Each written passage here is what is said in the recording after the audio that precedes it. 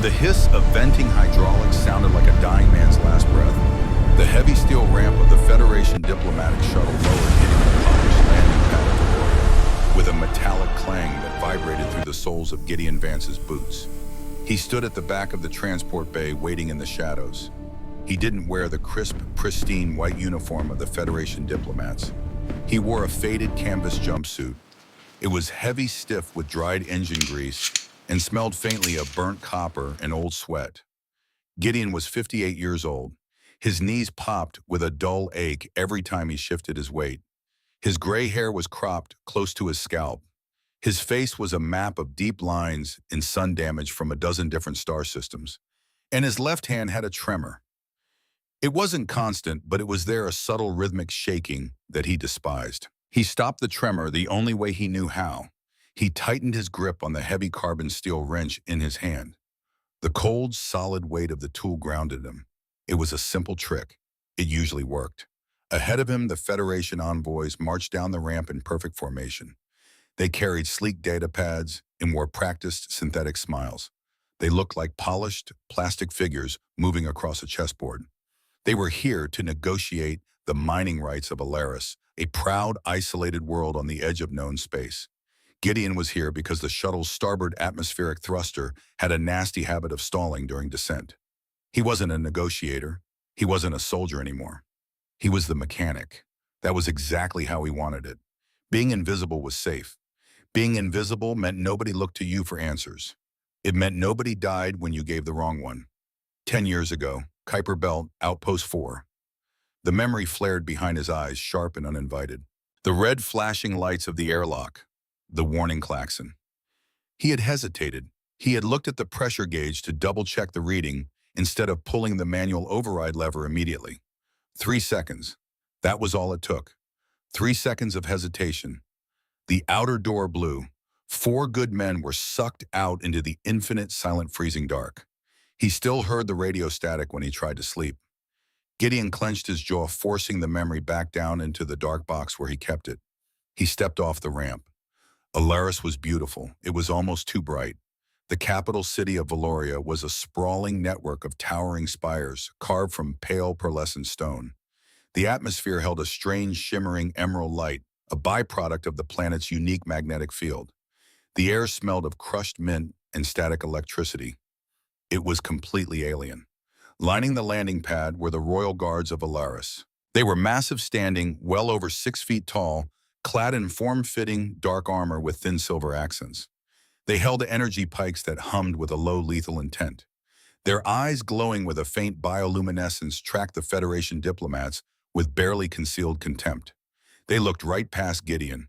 He was just an old laborer dragging a 50-pound canvas tool bag, a ghost in a greasy suit.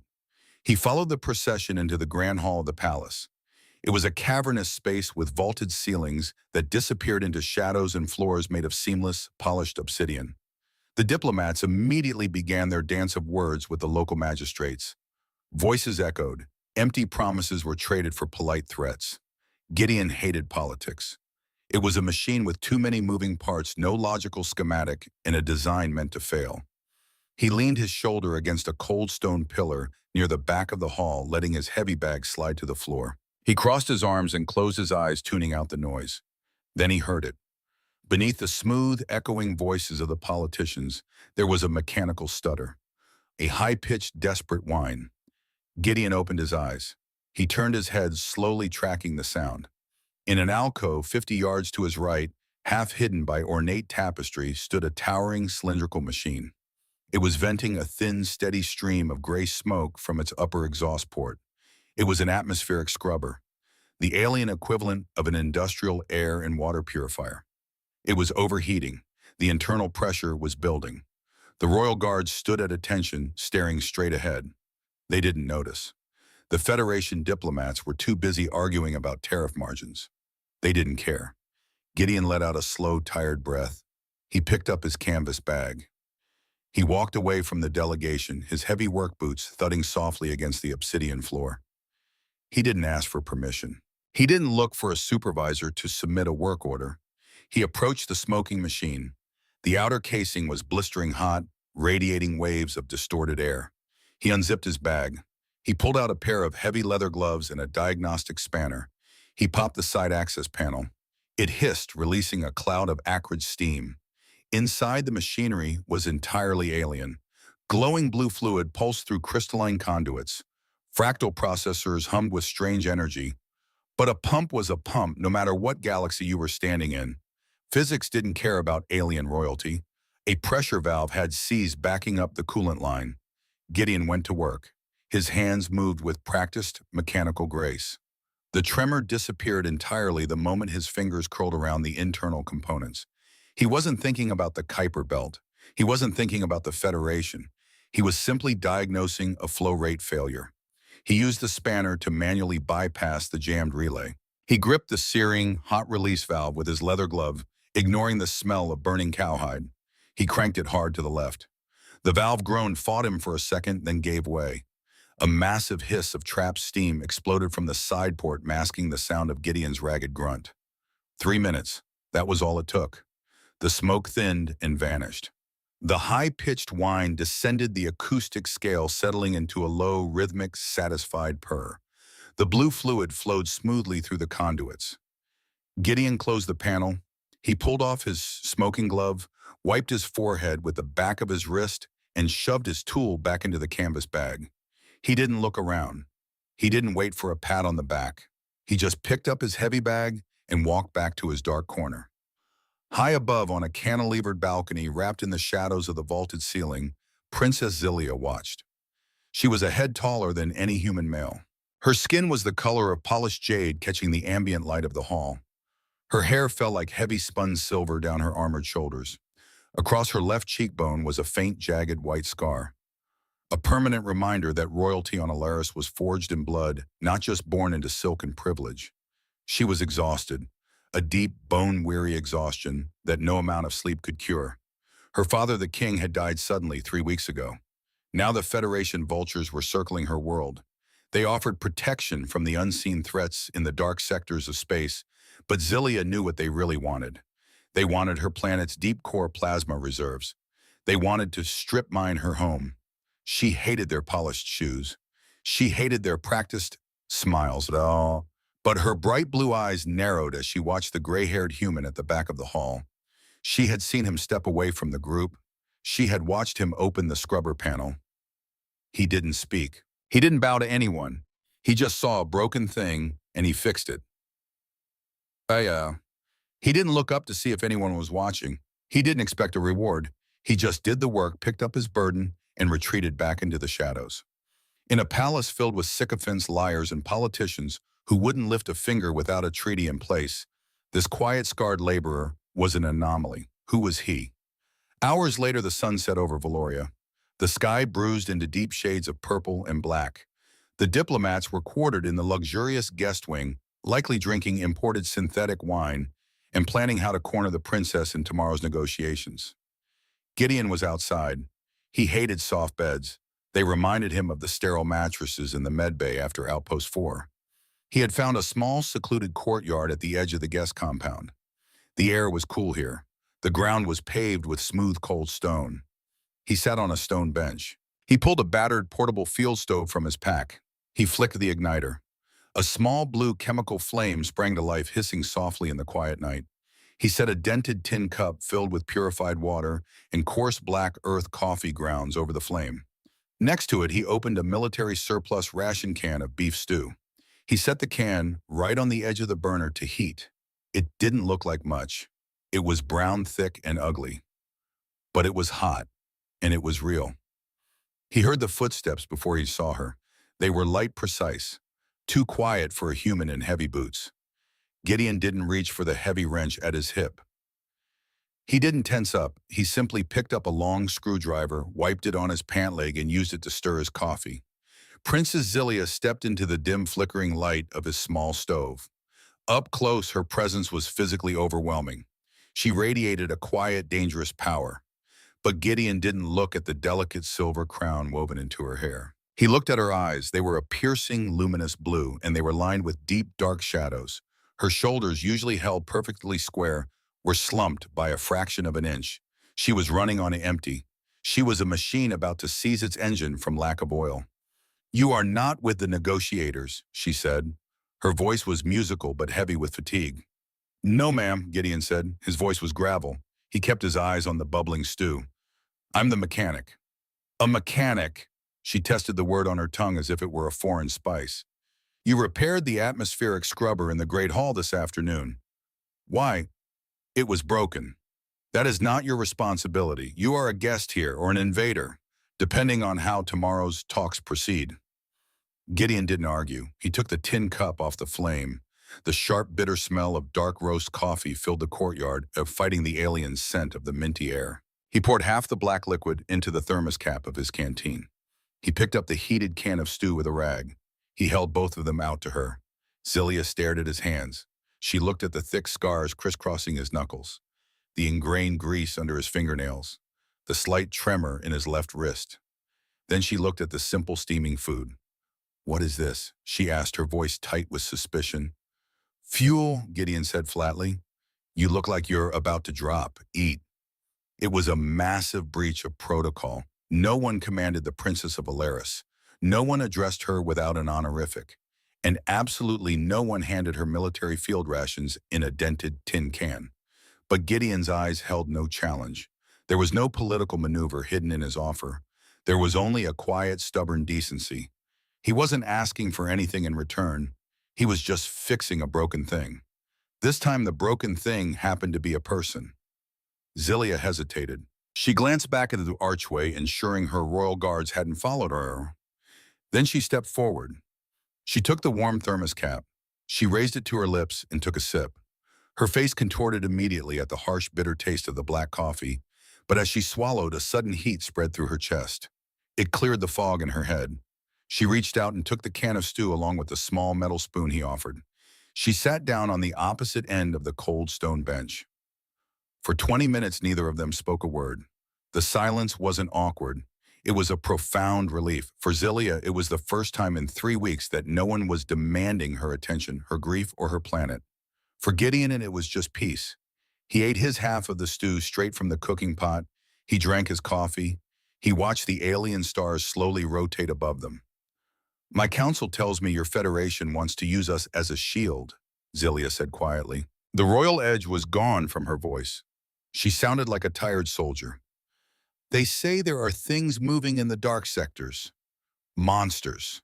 And they want Alaris to take the first hit to protect your core worlds." Gideon wiped his mouth with the back of his hand. He looked at the empty tin can. "Politicians always want someone else to take the hit," Gideon said. "That's why they wear clean suits. They don't like getting blood on their shoes." A short, breathless sound escaped Zelia's lips. It took Gideon a second to realize it was a laugh. It was rusty, as if she hadn't used it in years. It changed her entire face. The heavy burden of the crown lifted just for a fraction of a second, revealing the young woman underneath. Something tight in Gideon's chest loosened. He didn't know why. "I am Princess Zelia," she said, shifting her weight to look at him directly. "Gideon Vance," he replied. "Master Chief Petty Officer, retired, mostly." "You have seen war, Gideon Vance." Well, she didn't ask. She stated it as a fact. She saw the way he sat back against the wall. She saw the way his eyes constantly scanned the perimeter of the courtyard. She saw the ghost in his posture. He looked down at his left hand. The tremor was back, vibrating through his fingers. He slowly clenched it into a tight fist, pressing his knuckles against his thigh. "I saw enough," Gideon said softly. "I mostly just fix what gets broken now." Zelia stood up. She set the empty tin can on the bench. The royal mask slipped back into place over her features, but her blue eyes remained softer than before. "Follow me, Gideon Vance," she said. "I want to show you something that is broken, something no one on this world knows how to fix." Gideon didn't ask questions. He didn't ask if it was authorized. He just packed up his small stove, slung his heavy canvas tool bag over his shoulder, and followed her into the dark. They bypassed the main illuminated corridors of the palace. Zelia led him through a labyrinth of servant passages and hidden spiraling stairwells. The polished obsidian floors gave way to rough-hewn ancient stone. The temperature plummeted the deeper they went. Gideon's breath began to plume in the air in faint white clouds. The emerald light of the city faded, replaced by a deep pulsing, bioluminescent blue that seemed to bleed directly from the rock walls themselves. "Where are we going?" Gideon asked. The heavy rhythmic clank of his boots sounded too loud in the narrow passage. "Deep," Zilia answered, without looking back. "Below the foundations of Valoria, to the relic vault. My people are proud, Gideon.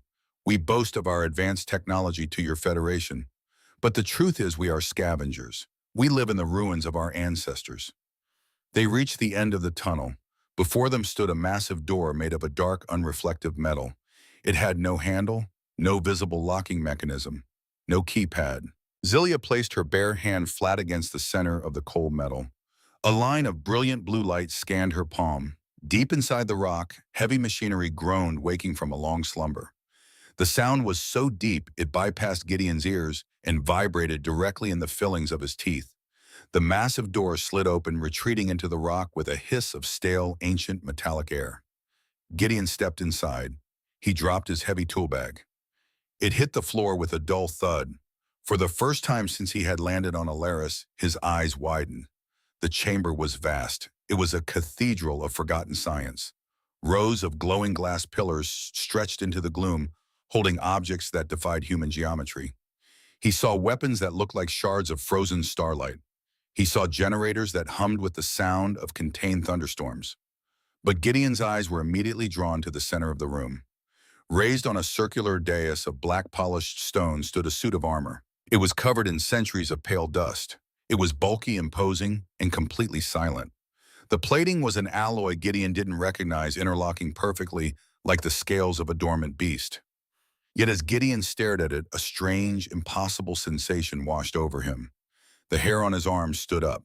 The tremor in his left hand stopped completely. His fingers went perfectly still. He felt a deep, resonant hum in his chest. It wasn't just the sound of alien machinery. It was a frequency, a heartbeat. It felt like the steady thrum of the engine on his old dropship. It felt terrifyingly familiar. "What is that?" His voice was barely a whisper, echoing in the vast chamber. Zilia walked slowly up the steps of the dais. She looked at the dusty armor with a complex mixture of deep reverence and bitter resentment. "The Aegis," she said, her voice echoing off the ancient walls. "The armor of our greatest ancestor. Legend says it is a weapon capable of shattering stars. But it is dead. It has been dead for 5,000 years.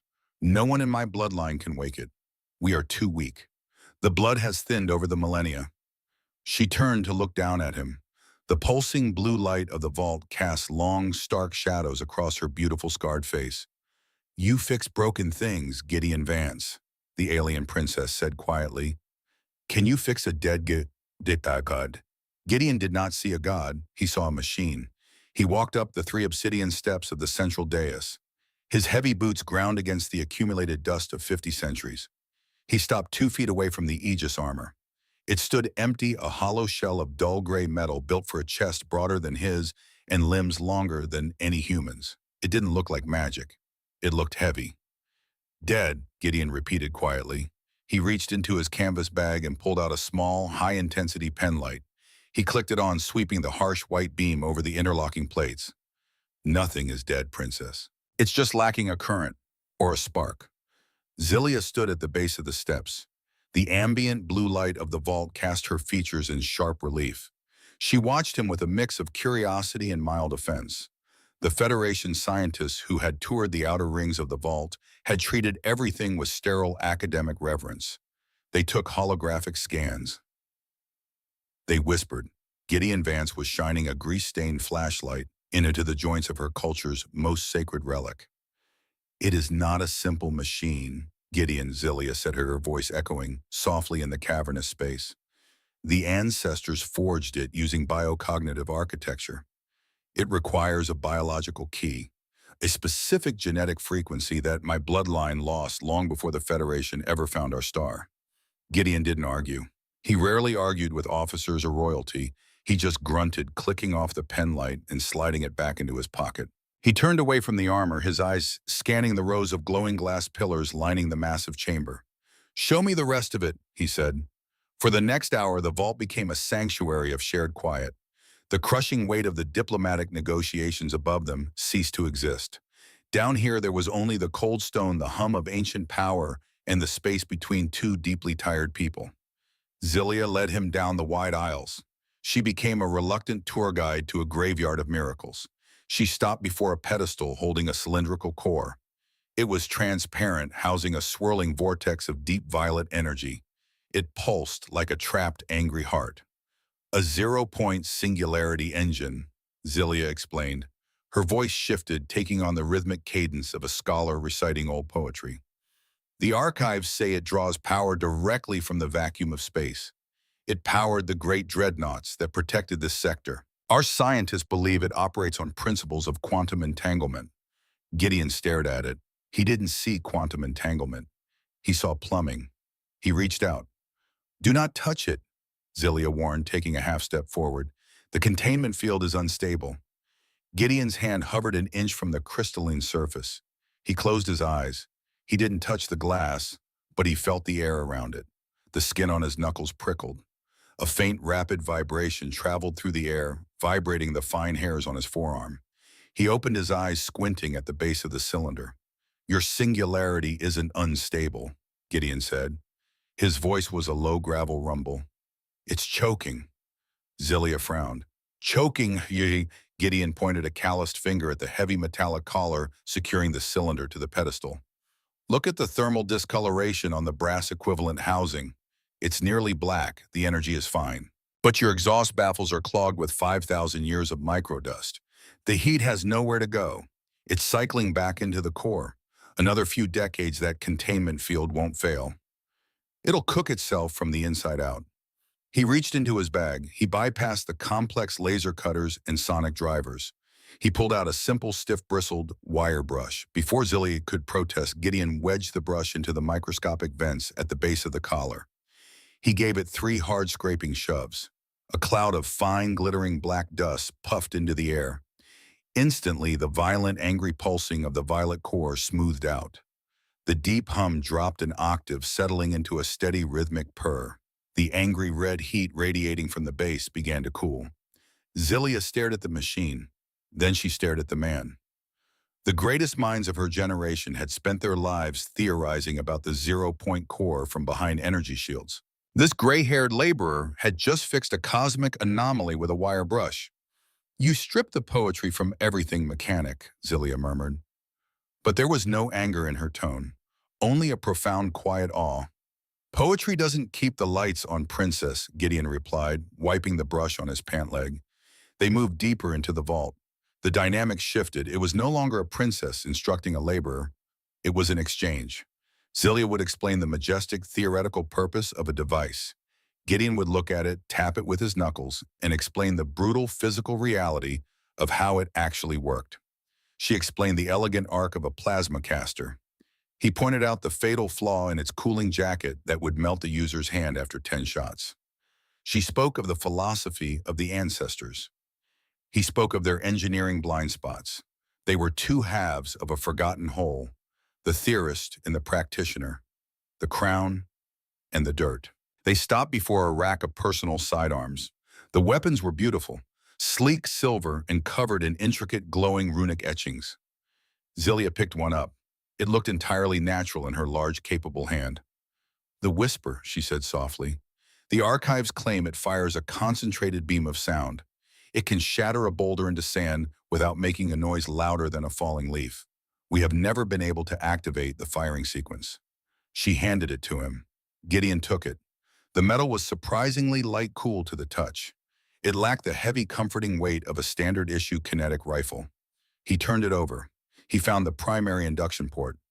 "Probably a seized diaphragm," he muttered to himself. He pulled a small, heavy wrench from his pocket. He didn't dismantle the weapon. He simply turned it on its side, located a specific pressure point on the casing, and gave it a sharp, solid tap with the steel wrench.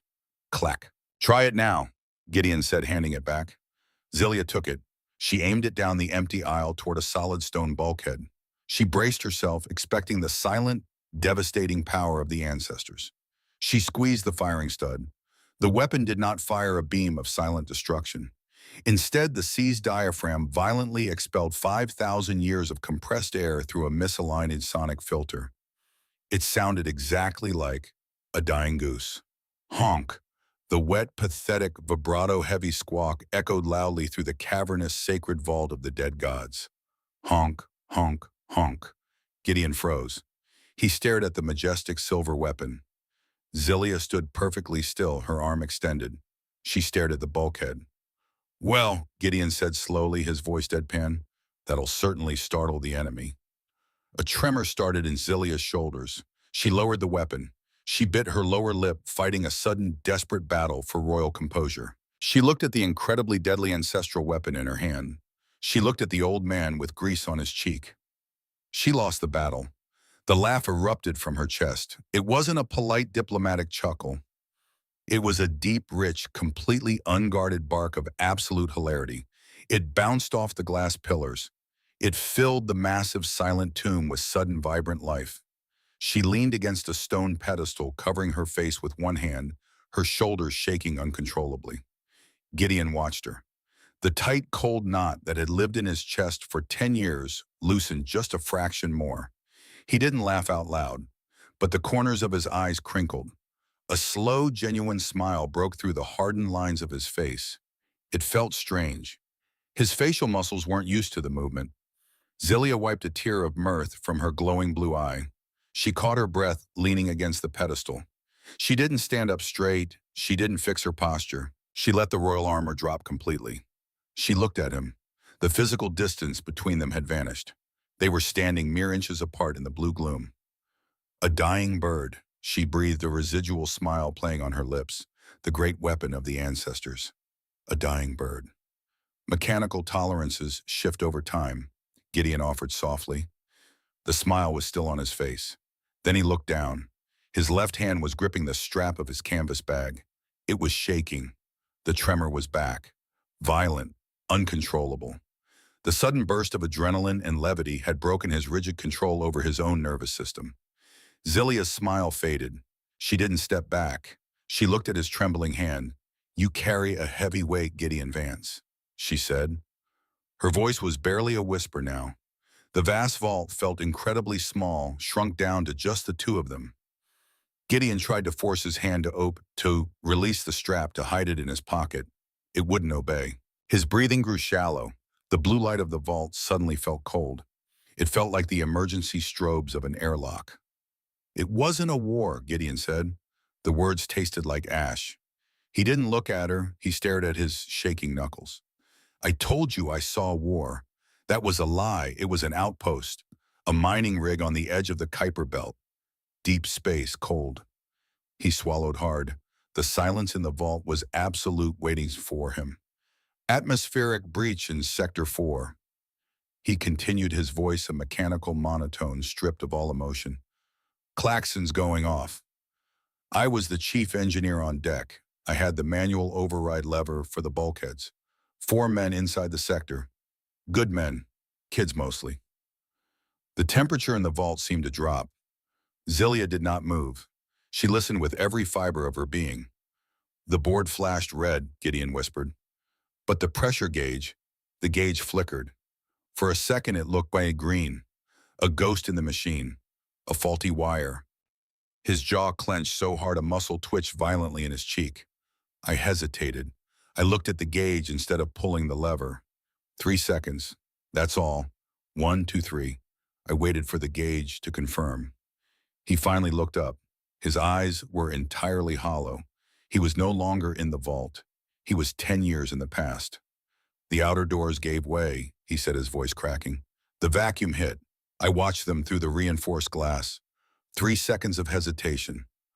I killed them just as sure as if I'd opened the airlock myself. You don't get 3 seconds back in the dark, princess. The dark just takes." He stopped talking. He waited for the judgment. He waited for the pity. He waited for her to step away from the broken old man who couldn't even keep his own crew alive. Zilia did none of those things. She understood the crushing weight of a crown. She understood the agony of a decision that cost lives. She lived with it every single day. She looked at the deep, permanent grief etched into the lines of his face. She didn't offer empty words of comfort. She didn't tell him it wasn't his fault. That was an insult to the dead. Instead, she reached out. Her hand was massive compared to his. Her skin was a vibrant, luminescent green. She gently pried his shaking fingers away from the canvas strap. She took his scarred, trembling left hand and enveloped it completely in both of hers. Her skin was incredibly warm. It ran a few degrees hotter than a human's. The heat seeped directly into his aching joints. "I see you, Gideon," Zelia said softly. She didn't say she forgave him. She just acknowledged the weight. She stood there in the silent vault, holding the hand of a broken mechanic grounding him in the present. Slowly, agonizingly, the tremor in Gideon's hand subsided. The ghost retreated back into their box. He let out a long, ragged breath that sounded like a sob he had swallowed a decade ago. He didn't pull his hand away. He let her hold it. They stood like that for a long time. Two isolated commanders on the edge of the universe finding a strange, quiet harbor in the dark. Eventually, Zelia gently released his hand. The air between them was permanently altered. The armor of protocol was gone. She turned and looked back up the steps toward the center of the room. The Aegis armor sat in the shadows, silent, brooding. Zelia took a deep breath, shaking off the heavy emotion of the moment. She forced a slight, challenging smile onto her face. It was an attempt to bring them back to the surface, to lighten the crushing pressure in the room. "The archives hold another legend about the Aegis," she said, her tone deliberately lighter, almost teasing. Gideon flexed his left hand. It was steady. "I'm sure it's a very poetic legend. They say the armor is not dead." Zelia continued, walking slowly toward the dais. "They say it is merely sleeping, waiting for a soul heavy enough to anchor its power, waiting for a spirit forged in guilt and duty, because a pure soul would be burned alive by the energy it commands." She stopped at the base of the steps and looked back at him over her shoulder. The blue light caught the silver in her hair. "They also say it instantly vaporizes anyone unworthy who dares to touch it," she added, her lips curving into a wry, dark smile. "A test of absolute resolve." She was joking. It was gallows humor shared between two people who understood the proximity of death. She was trying to make him smile again. "Care to test your luck, mechanic?" she asked, gesturing elegantly toward the towering suit of alien metal. Gideon Vance looked at the princess. He looked at the gentle, teasing challenge in her eyes. He knew she was trying to pull him out of his own head. He looked past her at the Aegis. It was a machine, a dead, neglected machine. But as he stared at it, the frequency returned. That low, rhythmic thrum in his chest. It wasn't alien. It felt like the beating of his own heart amplified 1,000 times. A strange, completely irrational compulsion seized him. He didn't smile back at her. His face went perfectly blank. He dropped his canvas tool bag to the floor. He stepped past Zelia. He walked up the 3 obsidian stairs. Zelia's smile faltered. "Gideon, she said, her voice suddenly laced with genuine uncertainty. "It was a jest. The biocognitive locks are heavily irradiated. It is dangerous." Gideon didn't hear her. The ambient sound of the vault faded away, replaced by the rushing of blood in his ears. He stood directly in front of the towering gray armor. Up close, it was magnificent. The interlocking plates were not simply cast metal. They looked grown organic, like the carapace of a steel leviathan. He didn't pull out a wrench. He didn't pull out a diagnostic scanner. He took off his heavy leather glove. He dropped it on the dusty dais. He raised his bare, scarred right hand. "Gideon, stop." Zelia's voice was sharp now. A command. She took a step up the dais. Gideon pressed his bare palm flat against the center of the chest plate. For one heartbeat, nothing happened. Only the cold, dead sensation of ancient metal against human skin. Then the vault died. Every single glowing glass pillar, every humming generator, every bioluminescent light in the cavernous chamber instantly went black. Total suffocating darkness slammed down on them. In the pitch black, Zelia gasped. A sound began to build. It wasn't a mechanical hum. It sounded like a massive intake of breath, the grinding of tectonic plates deep within a planet's crust. Beneath Gideon's palm, a single point of blinding pure white light ignited. It didn't spread across the surface of the armor. It sank inward. The heavy, unreflective metal of the Aegis suddenly liquefied. It didn't melt, it disassembled. With a sound like 1,000 panes of glass shattering simultaneously, the towering suit of armor exploded outward. Gideon was thrown backward by the concussive force. He hit the stone floor hard, the breath driven from his lungs, but the armor didn't fall to the ground. Thousands of geometric shards of gray metal and pulsing blue circuitry hovered in the air, defying gravity. They swarmed like a hive of metallic locusts illuminated from within by a brilliant, blinding azure light. Zilia threw her arms over her face, shielding her eyes from the sudden, terrifying brilliance. "Gideon!" she screamed over the roaring wind that had suddenly filled the sealed vault. Gideon couldn't answer. He couldn't breathe. The swarm of metal turned. It locked onto him. It descended. The first shard hit his chest, tearing straight through the heavy canvas of his jumpsuit. It didn't cut his skin. It sank into it. It phased through his flesh, locking directly onto his sternum. Agony, pure and absolute, arched Gideon's spine off the stone floor. He opened his mouth to scream, but his lungs were paralyzed. The rest of the armor hit him like a tidal wave. Heavy greaves clamped onto his legs, the metal resizing, shrinking, molding instantly to his human anatomy. Gauntlets locked around his forearms, driving microscopic neural filaments deep through his pores, seeking out his nervous system. A massive breastplate slammed onto his chest, the impact feeling like a localized earthquake. It was burning him alive. It was freezing him solid. It was digging into his mind. Host acquired. The voice didn't come from the air. It exploded inside his skull. It wasn't words. It was pure, unfiltered data. It was the memory of 10,000 battles fought among dying stars. It was the tactical schematics of weapons that could crack planets. Genetic resonance confirmed. Anomaly detected. Bloodline degraded. Bloodline human. Gideon thrashed on the floor, his hands clawing at the stone. The neural uplink was too much. It was a fire hose of information blasting into a teacup. His brain was shutting down to protect itself. The darkness crept into the edges of his vision. Sinking neural pathways. Warning. Biological host lacks sufficient energy reserves. Warning, sync will be fatal without external anchor. He was dying. The dead god was waking up, and it was using his soul as kindling. But as the darkness threatened to swallow him, a single memory flared in his mind. Not the airlock. Not the cold vacuum of Outpost 4. He remembered the warmth of Zilia's hand over his. He remembered the feeling of not being alone in the dark. Gideon's jaw locked. The muscles in his neck strained like steel cables. No, he wasn't going to die on a cold floor in an alien basement. He wasn't going to leave another job unfinished. He forced his eyes open. The world was entirely blue. Tactical overlays, targeting reticles, and energy readouts flashed across his vision. The armor had assembled completely. A heavy, sleek helmet encased his head, the visor glowing with a terrifying predatory light. He planted his armored hands on the stone floor. The metal didn't feel heavy anymore. It felt weightless. It felt like his own skin. With a roar that was amplified and distorted by the helmet's vocal emitters into a terrifying metallic boom, Gideon pushed himself up to his knees. The blinding light in the vault began to recede, sucked back into the glowing blue lines tracing across the gray armor. Gideon knelt on the dais, a massive, imposing figure of alien war technology breathing heavily. The sound of his mechanical respiration echoed in the sudden quiet of the room. He slowly lifted his head. Zilia stood a few feet away.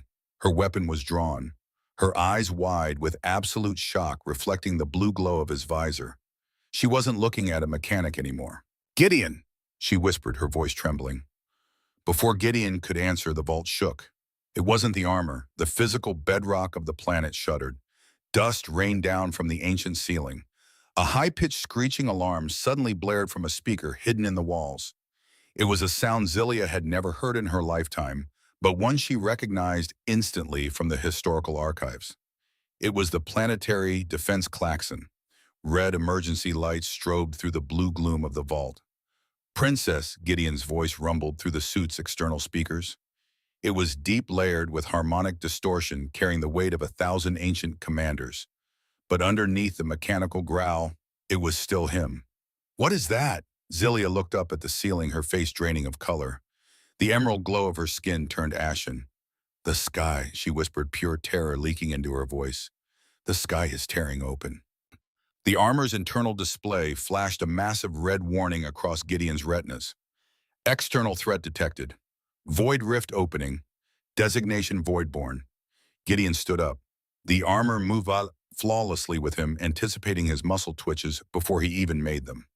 The tremor in his hand was entirely gone. He looked at Zilia. He didn't hesitate. "Show me the way up," the mechanic said.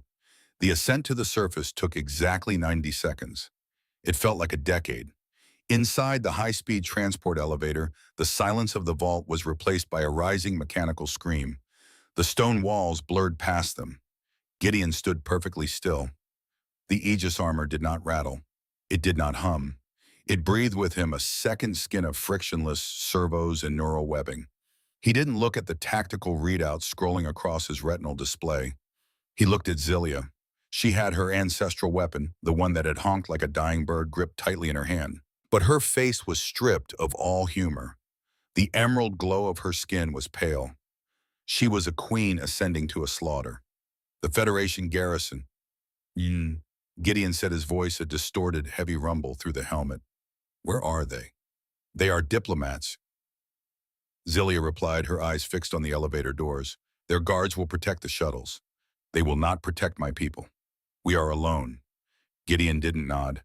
The armor simply tightened around his chest, a microscopic adjustment preparing for kinetic impact. We are alone. He knew that feeling well.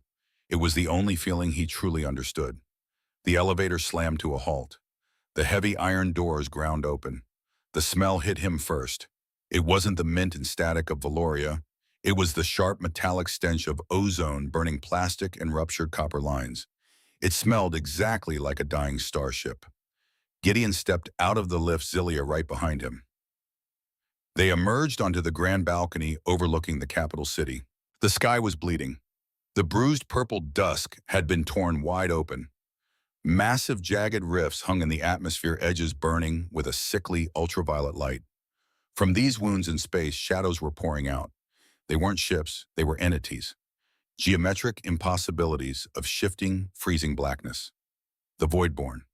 Where they touched the pearlescent spires of the city, the stone instantly rotted into gray ash. Where they touched a fleeing Alaris citizen, the person simply dissolved, leaving behind a hollow, desiccated husk that crumbled in the wind. Screams echoed from the lower terraces. The harsh cracking reports of the Royal Guard's energy pikes flashed in the dark, desperate and hopelessly outmatched. Zilia took a step forward, her hand tightening on her weapon. The lower district, the residential sectors, they have no shields. She didn't wait for a tactical assessment. She didn't formulate a grand strategy. She bolted toward the sweeping marble staircase leading down to the streets, a lone splash of silver and jade diving into an ocean of ink. Gideon didn't tell her to stop. He followed. The armor didn't weigh him down. It amplified him. Every stride covered 20 feet. He hit the ground at the bottom of the stairs with the force of a falling meteor cracking the obsidian pavement. 3 voidborn entities turned toward the sound. They had no faces, no eyes, just a swirling vortex of negative pressure that sucked the ambient light and sound out of the air. They drifted forward fast, silently. Gideon's retinal display flashed. Threat imminent. Tactical engagement protocols unlocked. He didn't know how to fire a plasma cannon. He didn't know the ancestral martial arts of Alaris, but he knew how to swing a wrench. He knew leverage mass and kinetic transfer. He lunged forward. He didn't use a ranged weapon. He drove his armored fist straight through the center mass of the first shadow. The impact sent a shockwave of brilliant blue light exploding outward from his gauntlet. The Voidborn shrieked a sound like metal tearing underwater. The pure energy of the Aegis core violently disrupted the creature's molecular structure. It shattered into a million flakes of black snow and vanished. Gideon didn't stop. He pivoted his heavy boots, crushing the pavement, and backhanded the second entity. The blue light flared again.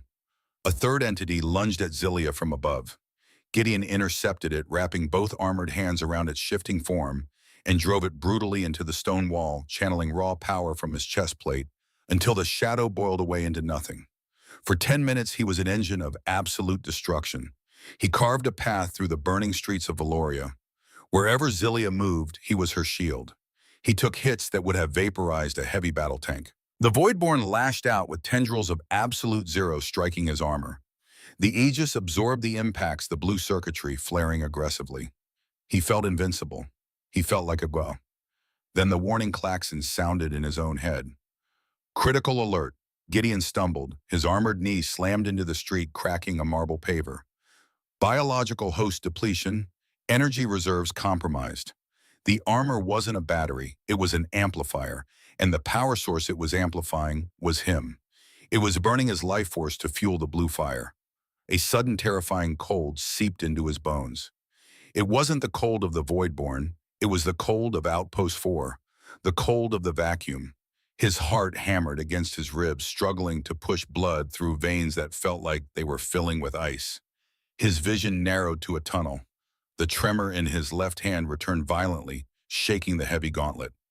Gideon, Zilia was at his side. She fired her weapon, the sonic emitter now retuned to a high-frequency disruption wave, shattering a shadow that tried to flank him. She grabbed his heavy pauldron, trying to haul him to his feet. "You're burning out," she yelled over the roar of the collapsing buildings, "and I'm fine." Gideon grunted, his voice heavily synthesized and completely unconvincing. He forced himself up his joints, screaming. Above them, the ultraviolet rift widened. A massive shape descended. It didn't drift like the others. It dropped like an anvil. It hit the main thoroughfare 100 yards away. The street shattered. Dust plumed into the air. As the dust cleared, the Void Lord stood there. It was towering humanoid in shape, but made of jagged, solidified darkness. It wore a crown of floating frozen debris. Its presence alone extinguished the fires burning on the surrounding buildings. It looked directly at Gideon. It didn't speak. It didn't need to. The psychic weight of the creature slammed into Gideon's mind. It was a pressure so immense it forced him down to one knee again. "You are empty," a voice whispered in the dark corners of Gideon's brain. It was smooth, cold. "You are a broken vessel. Give me the armor. Give me the core. I will take away the memories. I will take away the cold. You will never have to make a choice again." It was offering him the void. It was offering him the airlock. Total blank peace. Gideon's jaw clamped tight. The blood vessels in his eyes burst. "Get back," he ground out, shoving Zilia behind him. He tried to raise his arm. He tried to summon the blue light. Nothing happened. The circuitry on the Aegis armor flickered and turned a dull, lifeless gray. Host failure imminent. Cardiac arrest in 40 seconds. The Void Lord raised a massive hand. A spear of pure freezing darkness condensed in its grip. It prepared to throw. Zilia didn't run. She didn't take cover. She dropped her weapon. She grabbed the collar of Gideon's armor with both hands. With strength born of absolute desperation, she hauled him sideways, dragging him out of the main thoroughfare and into the crumbling archway of a ruined ancestral temple. The spear of darkness impacted exactly where Gideon had been kneeling. The street evaporated, leaving a crater 50 feet deep. Inside the ruined temple, it was dark and choked with dust. Statues of long-dead kings looked down with blind stone eyes. Gideon collapsed onto his back. The armor was a tomb. He couldn't lift his arms. His lungs hitched, fighting for air that wasn't there.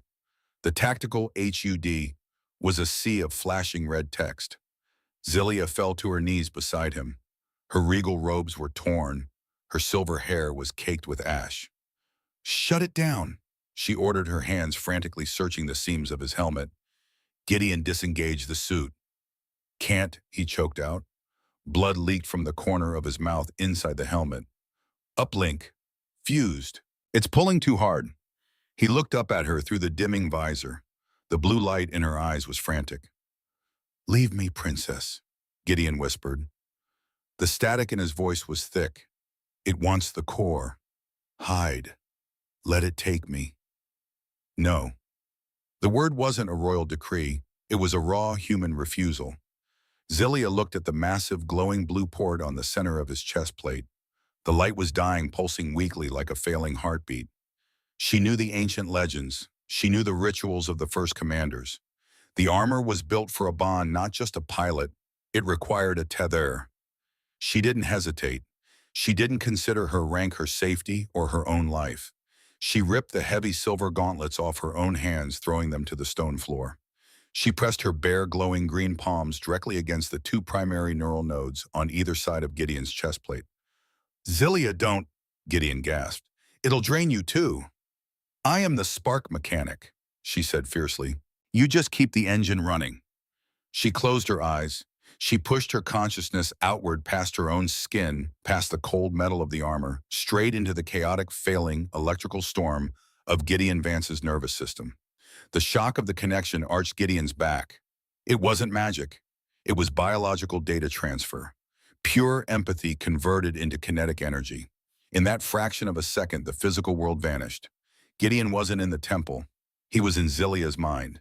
He felt the crushing, suffocating isolation of the throne. He felt the cold terror of standing on a balcony, looking at a dying world, knowing everyone expected you to save them when you didn't even know how to save yourself. He felt the sheer, exhausting loneliness of a woman who had never been allowed to be anything but a symbol. And Zilia was in his. She felt the freezing vacuum of Outpost 4. She felt the exact agonizing duration of those 3 seconds of hesitation. She felt the heavy, greasy weight of the wrench in his hand. She felt the profound, silent decency of a man who fixed broken things because he believed he was fundamentally broken himself. They saw each other, stripped of armor, stripped of titles, stripped of words. Two incredibly lonely, tired souls finding an anchor in the dark. You don't have to carry it alone anymore. Zilia's voice echoed directly in his mind, warm and absolute.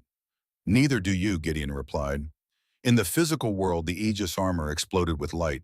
It wasn't the harsh, volatile blue from before. The circuitry lines tracing across the gray metal instantly shifted. They burned with a pure, blinding, incandescent white gold. The heavy, clunky exterior of the armor sloughed off like dead skin. The metal reshaped itself, becoming sleeker, tighter, organic. A golden crest flared from the temples of the helmet. The chest plate fused seamlessly, the central core now radiating a light so intense it cast shadows on the temple walls that looked like midday sun. Resonance achieved. Guardian protocol initiated. Gideon took a breath. His lungs filled effortlessly, his heart beat with a slow, massive power. The cold was gone. The tremor was gone.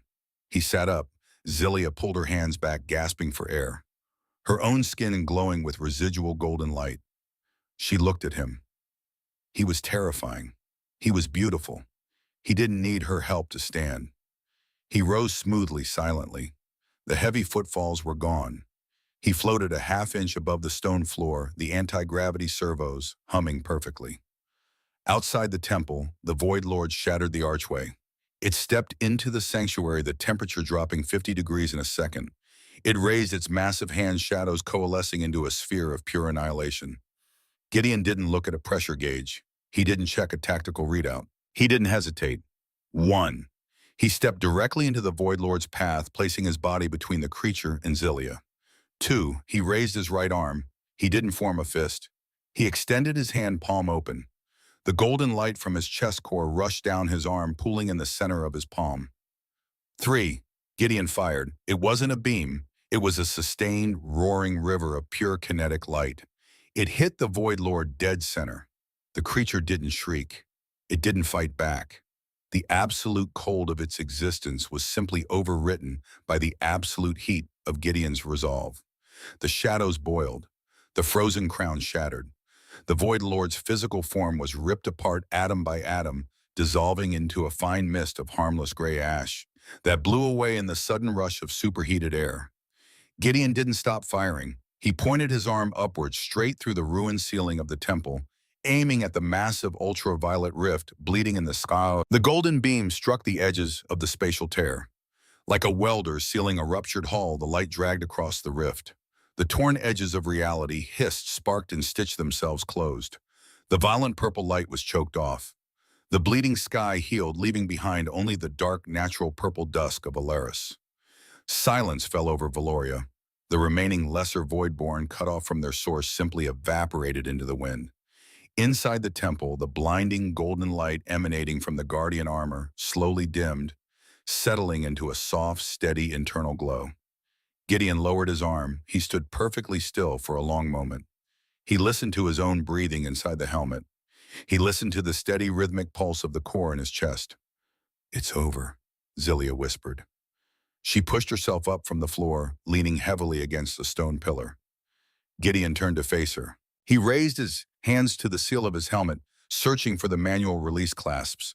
He wanted to feel the cool mint air. He wanted to look at her with his own eyes. His armored fingers scraped against smooth, unbroken metal. He paused. He tried the biometric release override in his mind. The command bounced back unrecognized. Neural fusion at 100%. Host and Aegis are one. Biological separation fatal. Gideon lowered his hands. He understood immediately. The mechanic in him recognized the reality of the machine. The armor hadn't just used his nervous system, it had replaced it. His spine was now a conduit of biocognitive wiring. His heart was the singularity core. The Aegis wasn't a suit he was wearing anymore. It was his body. He would never feel the rough texture of a canvas tool bag again. He would never feel the heat of a coffee cup. He would never take a deep breath of untreated air. The ghost in the machine was permanent. Zelia stepped closer. She saw him trying to remove the helmet. She saw him stop. Her breath hitched. She reached out her fingers, gently touching the smooth golden metal of his faceplate. Gideon, the override is gone, he said quietly. The synthesized voice was softer now, perfectly modulated, but unmistakably his. The relays yes to hold the energy. Zelia's eyes widened. No, the ancestral healers, they can't, Gideon interrupted gently. It's not a malfunction, princess. It's a design feature. It needed a permanent anchor. It found one. He looked down at his armored golden hands. They didn't shake. They would never shake again. He was the perfect soldier, the unbreakable shield. I can't go back, he said. He wasn't talking about his hotel room. He was talking about Earth.